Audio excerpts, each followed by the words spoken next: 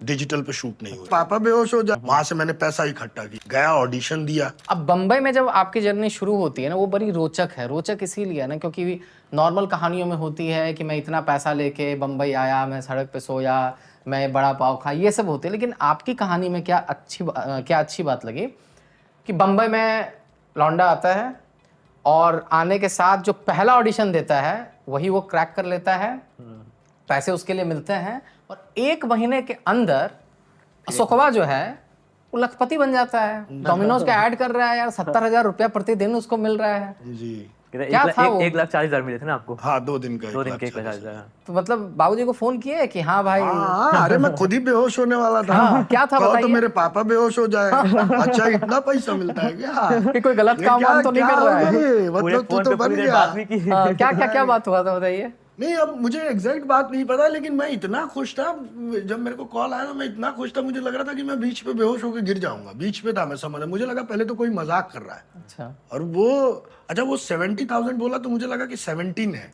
अच्छा।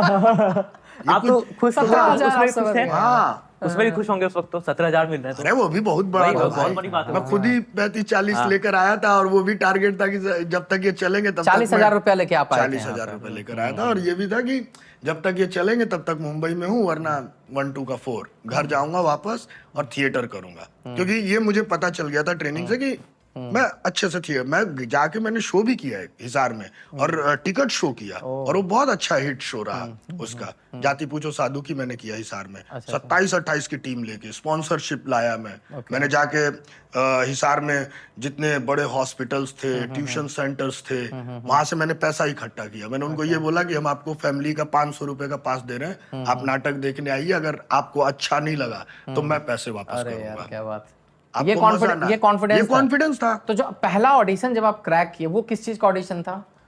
पहला ऑडिशन तो मैं पता नहीं ना, मुझे लगता है कि मेरे से जितना स्ट्रगल या जितना मेहनत कहिए कि ईश्वर ने ना पहले ही करवा लिया। अच्छा। और वो इसलिए करवा लिया कि शायद ईश्वर मुझे ना तैयार कर रहा था कि तुम्हें ना मैं कहीं और ले जाना चाहता हूँ, तुम ये थोड़ा ठोक पीट के तुमको बजा के तुमको थोड़ा मजबूत कर दिया जाए। मैं स्कूल में ही पढ़ रहा था, तभी लखनऊ में एक फिल्म बन रही थी, शूद्रा द राइजिंग। ओके। अच्छा। 2009 की बात है। 2009 नहीं, 2009-10 की बात है। मैं इंटर्नशिप कर रहा था, 2 साल का डिप्लोमा करने के बाद 1 साल मैंने इंटर्नशिप भी की वहां पर बीएनए में रहते हुए। और 2010 में ही वो ऑडिशन पता चले कि भाई मुंबई से लोग आए हैं और फिल्म बन रही है और शूद्रों की समस्याओं को लेकर, उस तरीके से समस्याओं को लेकर ये फिल्म है कि क्या क्या होता है, और तुम यार, तुम्हारी कद काठी और इसी तरीके के लोगों की जरूरत है। मैंने कहा कि ठीक है चलो, गया ऑडिशन दिया और अब हुआ तो कुछ नहीं, फिर गायब हो गए वो लोग। लेकिन कुछ दिन बाद कॉल आया कि रोल तो जिसके लिए दिया वो नहीं हुआ, वो सब लोग मुंबई से ही कास्ट होके आए थे। ओके। लेकिन उसमें ये हुआ कि खड़ा कर दिया गया मुझे भीड़ में। अच्छा। कि हाँ चलो, क्योंकि एक्टर, उनको ऑडिशन बहुत अच्छा लगा था मेरा कि यार इसको रखो। इत्तेफाक मेरी जिंदगी में बहुत हुए हैं। अब भाई, अब मैं उसमें खड़ा हूँ, 15 दिन बीत गए, 20 दिन, और उसमें एकदम ऐसे नंगे पुंगे पड़े रहते थे, बस खाली एक लंगोट सी लटकी रहती थी। कभी आप देखिएगा, फिल्म है वो। तो लंगोट लटकी रहती थी, दिन भर नंगे धड़ंगे पड़े। वहीं स्कॉर्पियो क्लब, संजीव जायसवाल जो डायरेक्टर हैं, उन्हीं का वो पूरा क्लब है, और वहीं पे सेट वेट लगा था और वहीं पड़े रहते थे हम लोग। 20-22 दिन, 25 दिन शूट होने के बाद ये हुआ कि पता नहीं संजीव जी को क्या लगा, वो, मैं किसी फ्रेम में खड़ा होता था चाहे कुछ भी, तो उनको ये लगता था कि यार ये इससे कुछ तो करवाना है यार, ये कुछ तो है। मैं उनका बहुत शुक्रगुजार हूँ कि उन्होंने वो चीज़ उस वक्त मेरे अंदर देखी। तो 5-6 दिन क्लाइमेक्स शूट होने में 2-3 दिन रह गए थे। फिर उन्होंने मुझे बुलाया अपने ऑफिस में, बोले मैं तुम्हारे लिए कुछ सोच रहा हूँ अशोक, तुम्हारा ऑडिशन आज भी ना मेरे दिमाग के जहन में चलता है कि तुम किस तरीके के अभिनेता हो, तो मैं तुमको कुछ यूज करने वाला हूँ, मुझ पर भरोसा रखो, तुम्हें यूं निराश होके नहीं जाने दूंगा। क्योंकि मैं भी थोड़ा निराश, क्या भीड़ में कुछ हो तो रहा नहीं है, पैसे वैसे उतना मिलना जाना है नहीं, वहीं खा रहे पड़े। कितना पैसा मिल रहा था उसमें आपको? बहुत, वो तो अब मत जिक्र करिए। बताइए ना। पता नहीं, मुझे याद भी नहीं, बस वो बहुत मिनिमम टोकन सही होगा। 1000 रुपया? नहीं, डेली का। हाँ? नहीं महाराज, इतना उससे कुछ- ज्यादा? अरे बहुत कम, छोड़ दीजिए, वो पैसों की बात ही नहीं करते। हाँ ठीक है, चलिए। तो हुआ क्या कि उन्होंने एक दो सीन में ना मुझे ऐड किया, अच्छा। जो अभी शूट हो रहे थे, कि कहीं बीच में थोड़ा दिखा, मैं कहीं दिखा। कल क्लाइमेक्स होने वाला था फिल्म का, ठीक है। जिसमें पूरी बस्ती चलानी थी, मतलब पूरा सेट तहस नहस करना था। और उसी एक रात पहले उन्होंने मुझे बुलाया कि आओ, अब मैं तुम्हें बताता हूँ कि मैंने तुम्हारे लिए क्या सोचा है।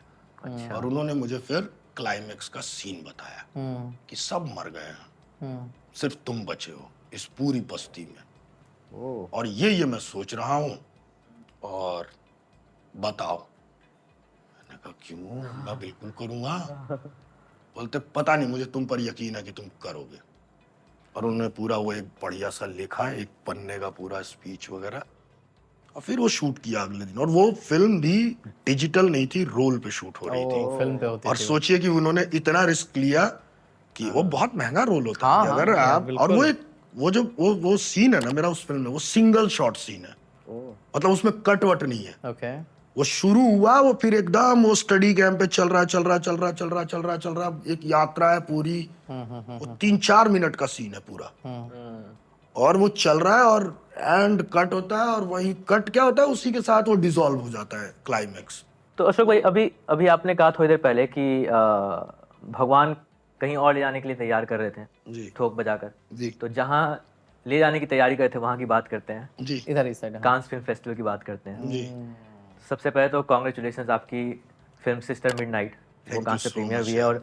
और जितना पढ़ा कि भाई उसको 10 मिनट तक स्टैंडिंग ओवेशन मिला है, राइट? हाँ, बहुत देर तक लोग, मतलब उसको एग्जैक्ट मुझे गिनती नहीं होगी, लिख दिया गया, लेकिन हाँ बहुत देर तक लोग मैं वही खड़े समझना रहे चाहता हूँ कि जैसे standing पे। कभी कभी ये सोचा था कि मतलब कांस फिल्म फेस्टिवल तक जाने का कभी सपना देखा था, वहाँ पे जाने का एक्सपीरियंस कैसा रहा पूरा? कुछ नहीं देखा था यार, मुझे कुछ सपना नहीं देखा था। सबसे बड़ी बात तो यही थी कि इस फिल्म में लीड था मैं, जब इसमें कास्ट राधिका आप्टे और आप। जी, और इसमें बहुत डिफरेंट रोल भी है आपका, बहुत जितना- डिफरेंट है, बहुत इंटरेस्टिंग है, बहुत अलग तरीके की फिल्म है ये।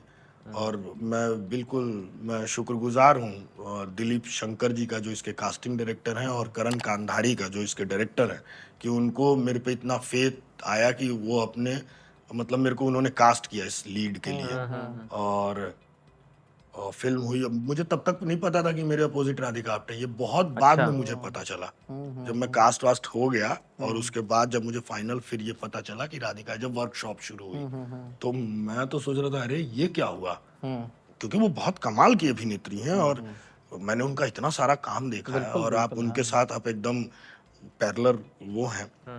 और ये फिल्म मुझे लगता है कि राधिका जी की ये अब तक की सबसे बेहतरीन परफॉर्मेंस है इस फिल्म में, सिस्टर मिडनाइट में। बहुत बहुत मजेदार रहा, मिल गया, फिर कर लिया, क्योंकि इसके producer British film academy, film 4, Griffin picture, सब बाहर के, और ये फिल्म भी स्टॉक पे शूट हुई है, ओह, डिजिटल पे शूट नहीं हुई। अच्छा। तो बहुत कमाल का इस फिल्म की लर्निंग प्रोसेस मेरी बहुत कमाल की थी, मतलब कुछ नए तरीके का सिनेमा देखा मैंने, सीखा, वो नए तरीके की एक्टिंग स्टाइल है उसमें, बिल्कुल एब्सर्ड टाइप की फिल्म है, एब्सर्ड है, थोड़ा अलग हट के सारा एक्टिंग स्टाइल है। आप बता रहे थे कि एक फिल्म आपने की शूद्र, और फिर आप बोले कि मेरे जैसे लोग उनको चाहिए। जी अब इस बात से इनकार नहीं किया जा सकता है कि हमारी फिल्म इंडस्ट्री में ना एक स्टैंडर्ड होता है कि हीरो को ऐसा ही दिखना चाहिए, हीरो को ऐसा ही लगना चाहिए, और जो एक अलग तरीके से दिखते हैं या जिनका स्किन टोन कुछ अलग है, जो मान लीजिए कि गोरे नहीं हैं, उनको टीवाई के रोल मिलते हैं, उनको नौकर के रोल मिलते हैं। जी तो आपका भी जो दौर था, correct me if I am wrong, 2016 से 2020 तक जब आपके पास काम नहीं था, तो आपने पंजाबी फिल्म में बहुत की और उसी से आपका किचन चला। बट उस दौरान भी इनफैक्ट कि बिट्टू बॉस में भी आप टैक्सी ड्राइवर बने हुए हैं, तो आपको लगता है कि एक सर्टेन वे में आप दिखते हो, इसी वजह से आपको ज़्यादा स्टीरियोटाइपिंग फेस करना पड़ा? बिल्कुल बिल्कुल। पता नहीं, ये मतलब मेरे को भी बहुत अजीब सा लगता है, अभिनेता तो अभिनेता है वो, लेकिन यहाँ सबसे पहले ना लुक की बात होने लग जाती है। पैसे तो चाहिए होते हैं, और मैंने बहुत सारी पंजाबी फिल्में की, लेकिन वही प्रॉब्लम है कि वही एक तरीके के रोल किए, उसी तरीके के अब रोल आप किए। मना कर रहे हो इस तरह के रोल को, अगर आता है विनोद जैसा या बार बार? यार मुझे ना विनोद जैसे रोल से भी कोई आपत्ति नहीं है, लेकिन बात यह है कि उसके कुछ नए आयाम हो, नए आयाम हो।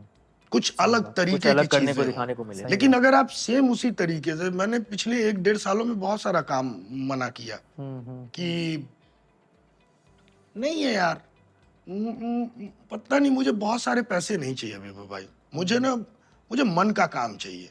मेरी ख्वाहिशें बहुत बड़ी नहीं है जिंदगी में।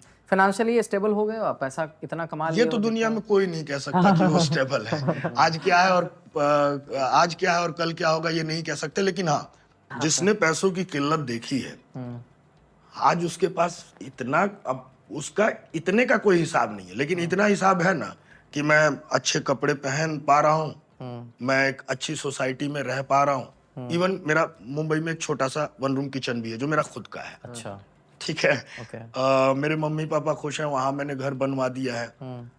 तो जिसने पैसों की किल्लत देखी हो, आज उसके पास इतना है, तो मुझे लगता है ये इतना बहुत है। इतना भी मैंने नहीं सोचा था। मैंने क्या, मेरे पिताजी ने भी नहीं सोचा था कि कभी हम हवाई जहाज में चढ़ेंगे। चढ़वा दिए आप लोग? हाँ। अच्छा, कहाँ से क्या था? पटना से दिल्ली।